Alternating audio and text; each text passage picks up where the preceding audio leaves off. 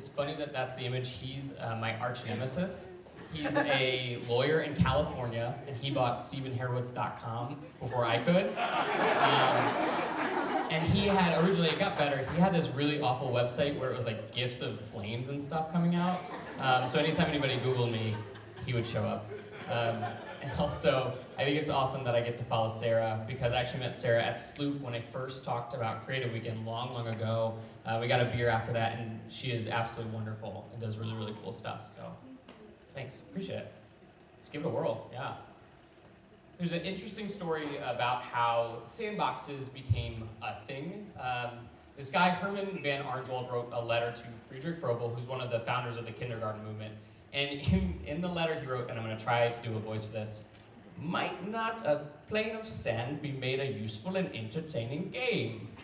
Not bad.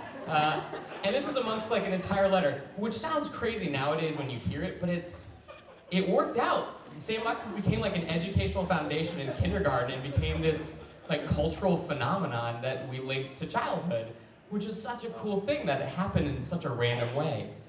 My name's Stephen Herowitz. Outside of student affairs and improv, I started Creative Weekend, which is a 3.5-day retreat designed on creativity research.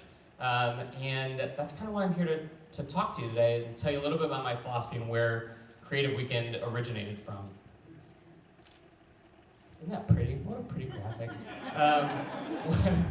One of the beliefs that I carry is that we should treat this world a little bit more like our sandbox. That we should play and learn and expand our boundaries and stretch our creative muscles because it's important in our everyday life and not just our jobs.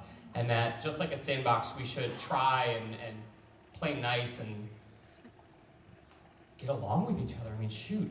So all of this started when I got real mad, like really irrationally mad. People kept posting articles like 31 ways to be creative or 692 ways to have more insights, which you can't do, and that's insane. And what I realized in all of that is that nobody was being more creative. It was just social media fodder. And that really pissed me off. And people would come up, not to me, but in groups and say like, oh, I've always wanted to write a book, or I wish I could get back to painting. And I kind of want to just like shake them and be like, you can do that. You could do it right now. Why don't you go? And they never did. And it made me sad because there's so much that comes from that. If we could just take a second and put the things that we care about out in the world just because we care about them, and not because it does something for our job or our career, but because we want to. I kind of got to this place at one point where I needed to define creativity for myself because I kept talking about it and I never really defined it. And I have a very broad definition. I agree with Rolame. Creativity is the process of bringing something new into the world. So if you are painting a still life of your Dyson, or maybe doing woodworking, or creating a new way to present data at work, that's creative. You're bringing something new into this world. And I kind of always thought that if you could do that, then maybe there's something unique about you that could come out into the world, and people could appreciate something that only you could create. And I couldn't hear people talk about these things that they wanted to create and stop doing. There's something important about it. These are people from the alpha cohort of Creative Weekend, and they're a great example of what I'm talking about. Like Dan took a year-long hiatus from drawing cartoons and wanted to get back to it. John wanted to make his own board game. Nina wanted, and she's in med school, so she's swamped, wanted to get back to audio storytelling. And then Luke greyhounded from Canada to work on his novel, and he didn't axe murder any of us. That's a win. So, yay! So, one of the things about sandboxes that I love is when you're a kid, you get put in a sandbox and you try, inherently, because you don't know what else you're doing. You pour water in the sand, you dig, that's what you do. You had to start. You had to do something. And that's what's so beautiful about this concept, this idea, is that even if you just try something, that's unique unto itself. It could be a bomb and it could totally fail, but at least you did it. And what a beautiful lesson that is. Usually when you're in the sandbox, you weren't alone. Somebody would come along and your parents would say to play nice. And it was kind of our first introduction into teamwork. And you would have these kids that would show up and they would kind of play pretend with you. They'd let you into this world. And then at the same time, they would be incredibly candid. almost to a fault. But it wasn't. You know, when we got older, we got to this place where people stopped doing that. They stopped being a part of our trying, and they stopped giving us honest feedback to help us be better people. They closed it off.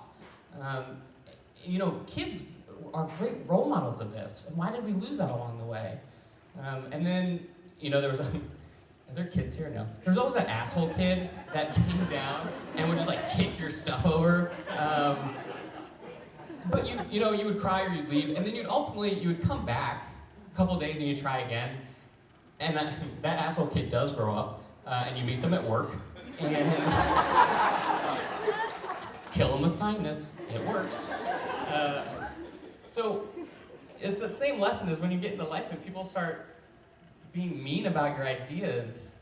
You have to start over. It's crazy to think that you can introduce an idea into the world and not be prepared to stumble, because it's going to happen. That's part of the process. But what a beautiful thing when you figure out that you can dust yourself off and keep going. One of the best parts about that Van Arnswald letter, he writes in it that he thinks sand heaps will lower vagabondage and youthful ruffianism. And I like to think maybe that Sandbox has made some of our finest ruffians, and I wouldn't be opposed if more people had some ruffianism in them. And I just have to say, like, the people that trusted me along the way with this were people who wanted to do something, and they wanted to just run away for a weekend and create and be who they are and be their unique selves.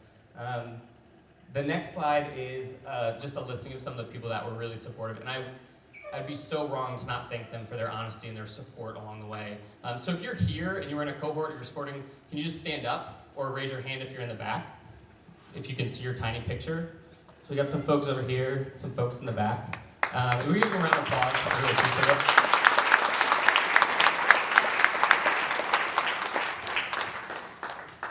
I do this because I care and I think it's important. I don't want people to lose what's so uniquely them and these wonderful things that make them who they are.